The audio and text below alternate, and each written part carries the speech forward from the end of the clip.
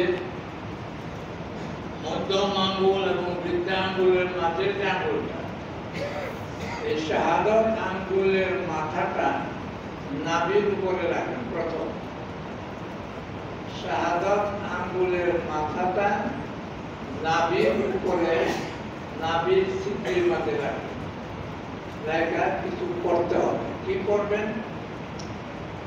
দুরূদ শরীফ 11 বার। সাল্লাল্লাহু বড় দুরূদ শরীফ না হোক, ছোট দুরূদ শরীফ সাল্লাল্লাহু আলাইহি ওয়াসাল্লাম, সাল্লাল্লাহু আলাইহি ওয়াসাল্লাম আমাদের সকলেরই জানা আছে। কতবার বলছি? 11 বার। আর শাহাদাত আঙ্গুলের নাভির উপরে আছে। এরপরে সূরা ফাতিহা, আলহামদুলিল্লাহ সূরাটা পড়বেন। আলহামদুলিল্লাহি রাব্বিল আলামিন ওয়ালাদ-দালিন পর্যন্ত। এরপরে আলহামদুলিল্লাহ সূরা একবারই আর 11 বার দুরূদ শরীফ।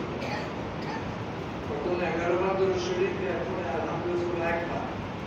এরপরে 100 না, এরপরে শুধু 41 বার পড়বেন ইয়া আল্লাহু ইয়া সালাম, ইয়া আল্লাহু ইয়া সালাম। কতবার? 41 বার। এরপরে আরো 41 বার পড়বেন ইয়া আল্লাহু ইয়া শাফি, ইয়া আল্লাহু ইয়া শাফি। রুকুটি। এরপরে আবার 11 বার দুরূদ শরীফ পড়বেন।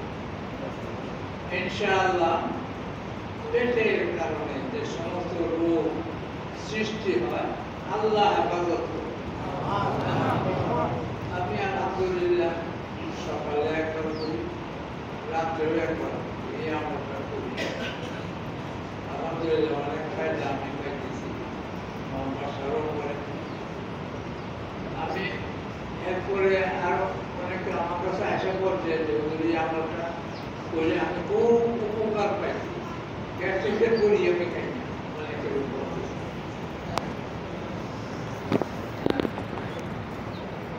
আরেকবার বলি,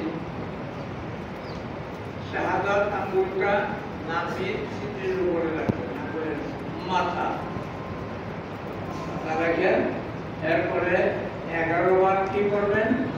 দুরূদ শরীফ সাল্লাল্লাহু আলাইহি ওয়াসাল্লাম। এরতে সহজ দুরূদ শরীফ পড়বেন। এরপরে দুরূদ শরীফ পড়বেন 11 বার, আর একবার পড়বেন সূরা ফাতিহা, আলহামদুলিল্লাহ। এরপরে 41 বার পড়বেন ইয়া আল্লাহু ইয়া সালাম, সালাম মানে শান্তি। কতবার? 41 বার। এরপরে 41 বার পড়বেন ইয়া আল্লাহু ইয়া শাফি, ইয়া আল্লাহু ইয়া শাফি। এরপরে আবার 11 বার দুরূদ শরীফ, 11 বার দুরূদ শরীফ। 41 বার আঙ্গুলের দেও করতে পারেন। আমি তো একটু আমার 40 পাই, আমি 41 গুণের একটা তসবিহ বানাই দিচ্ছি। 41 এমনটা করতে পারেন, আশা করি ফায়দা হবে। আর যাদের গ্যাস্ট্রিকের কারণে